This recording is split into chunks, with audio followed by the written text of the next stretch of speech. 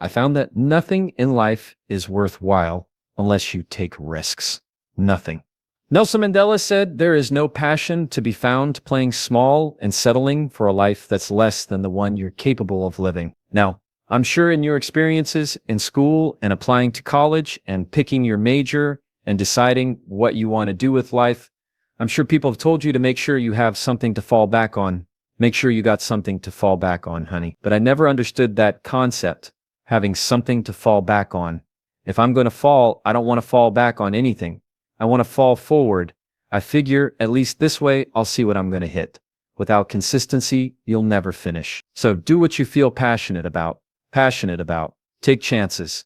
Don't be afraid to fail. There's an old IQ test, was 9 dots, and you had to draw 5 lines with a pencil within these 9 dots without lifting the pencil. The only way to do it was to go outside the box. Don't be afraid to think outside the box. Don't be afraid to fail big, to dream big. But remember, dreams without goals are just dreams. Reggie Jackson struck out 2,600 times in his career, the most in the history of baseball. But you don't hear about the strikeouts. People remember the home runs. Fall forward. Thomas Edison conducted 1,000 failed experiments. Did you know that? I didn't know that because the 1,000th was the light bulb. Fall forward. Every failed experiment is one step closer to success. Gotta take risks. And I'm sure you've probably heard that before. But I want to talk to you about why that's so important. You will fail at some point in your life. You will lose.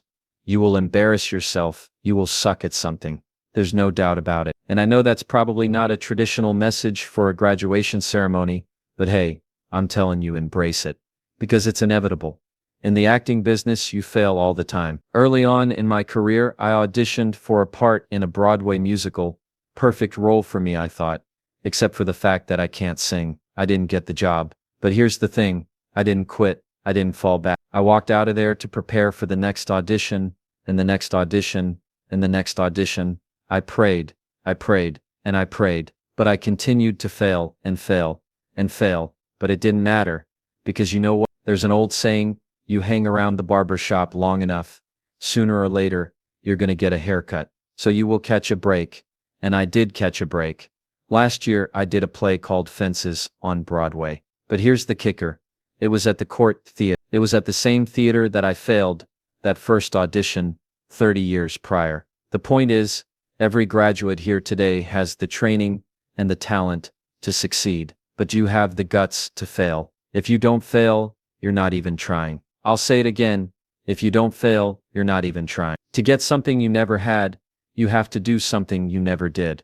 Imagine you're on your deathbed, and standing around your deathbed are the ghosts representing your unfulfilled potential, the ghost of the ideas you never acted on, the ghost of the talents you didn't, and they're standing around your bed, angry, disappointed, and upset. They say, we came to you because you could have brought us to life. They say, now we have to go to the grave together. So I ask you today, how many ghosts are going to be around your bed when your time comes? I just got back from South Africa. It's a beautiful country, but there are places there with terrible private poverty that need help. And Africa's just the tip of the iceberg.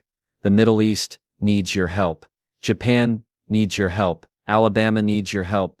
Tennessee needs your help. Louisiana needs your help. Philadelphia needs your help. The world needs a lot, and we need it from you. We really do. We need it from you, young people. I mean, I'm not speaking for the rest of us up here, but I know I'm getting a little grayer. We need it from you, the young people. Because remember this, you gotta get out there. You gotta give it everything you've got. Whether it's your time, your talent, your prayers, or your treasures. What are you gonna do with what you have? I'm not talking about how much you have. Some of you are business majors. Some of you are theologians, nurses. So some of you have money. Some of you have patience. Some of you have kindness. Some of you have loved. Some of you have the gift of long suffering. Whatever it is, whatever your gift is, what are you gonna do with what you have? All right, now here's my last point about failure. Sometimes it's the best way to figure out where you're going. Your life will never be a straight path. I began at Fordham University as a pre-med student. I took a course called the Cardiac Morphogenesis. I couldn't read it. I couldn't say it. I surely couldn't pass it. So then I decided to go into pre-law, then journalism, and with no academic focus, my grades took off in their own direction. I was a 1.8 GPA, and the university very politely suggested that it might be better to take some time off. I was 20 years old. I was at my lowest point. And then one day, and I remember the exact day, March 27, 1975, I was helping my mother in her beauty shop. My mother owned a beauty shop up in Mount Vernon, and there was this older woman who was considered one of the elders in the town. I didn't know her personally, but I was looking in the mirror, and every time I looked in the mirror I could see her behind me. She was staring at me. She just kept looking at me. Every time I looked at her, she kept giving me these strange looks. So she finally took the dryer off her head and she said something I'll never forget. She said, "Young boy, I have a prophecy, a spiritual prophecy." She said, "You are going to travel the world and speak to millions of people." And in the years that follow, just as that woman prophesies, I have traveled the world and spoken to millions of people through my movies. Millions who up until this day couldn't see me, who up till this day I couldn't see while I was talking to them, and they couldn't see the real me. But I see youth today, and I'm encouraged by what I see. I'm strengthened by what I see, because taking risks is not just about going for a job.